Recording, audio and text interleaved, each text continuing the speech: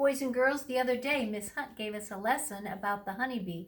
We even got to visit our honeybee hive that's in our library. Today I'm going to read you a story. It's called A Honey of a Tale. It's by Therese Martin and Karen Farley. We're going to see how much you remember from Mrs. Hunt's lessons. Buzz, a honeybee zips by. Watch where it goes. It may be on its way to a flower. That's the first step in making honey. A honeybee puts its tongue in a flower. Its tongue works like a straw. Slurp, it sucks out nectar, the flower's juice. Soon the honeybee is full of nectar. Buzz, it flies back home to the hive. Buzz, buzz, here come more bees. Can you find where they go in? Look at all the bees there. They almost camouflage in that tall grass. In the hive are tiny rooms or cells. Together, the cells make a honeycomb.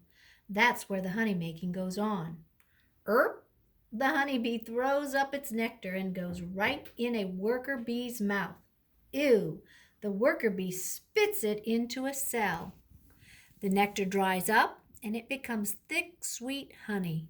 Then a bee puts a wax cap on the cell. Can you find the cells that have caps?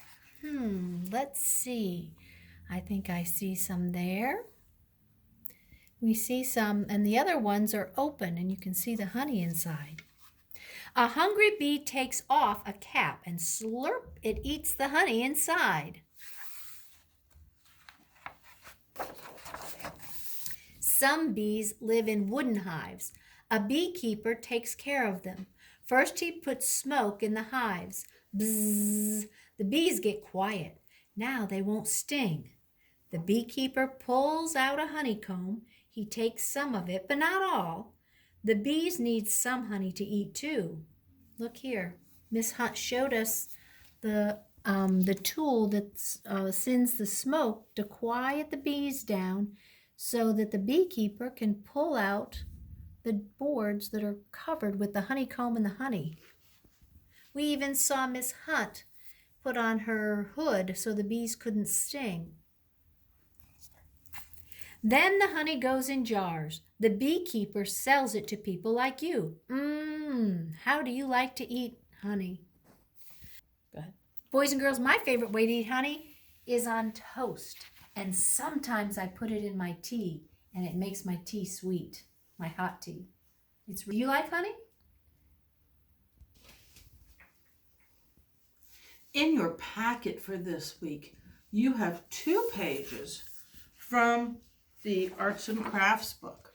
One page says Bumblebee, and it has these 2 things on it to cut out. These are the bumblebee's wings, and I'm going to start with this page.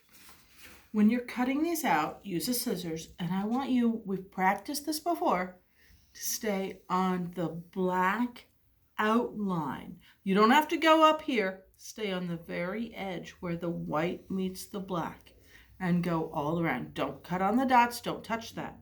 Just all around the edge. You're going to do both wings. And what's really cool is it's printed on both sides of the paper. So you'll have wings that are both sided. All right. Then you're going to come over and cut out your honeybee. Now, boys and girls, every year I have children who want to cut this. We're not going to cut the stripes. Remember, you're going to cut on the edge of the white, where the white meets the picture. All the way around. Don't forget a stinger.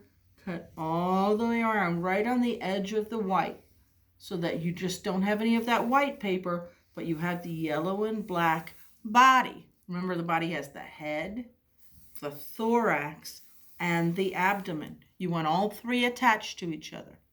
Now, I've already cut one out, and I got started on it. Here I've cut out my body, head, thorax, abdomen, all one piece with the stinger at the bottom. That's the bottom of the bee. And I've got the wings. Now I've started attaching them. I took the wing, and you see where there's a little X on the edge of the wing? Well, there's also a little X on the body. So you're going to line up those X's. Put the X of the wing right on the X of the body. Now you can staple it. I'm going to staple this one. Or if you don't have a stapler at home, you can use tape. You can use glue. I did a stapler from now. And look at that. I've got a bee on the top and a bee on the bottom. And if you wanted to, you could put a little string on there and hang it from your ceiling and have bees buzzing all around your room. Isn't it pretty? Careful with your scissors, cutting on the edge. He's got a nice smiley face on it. He's happy to have his wings on again. I hope you have fun with that project.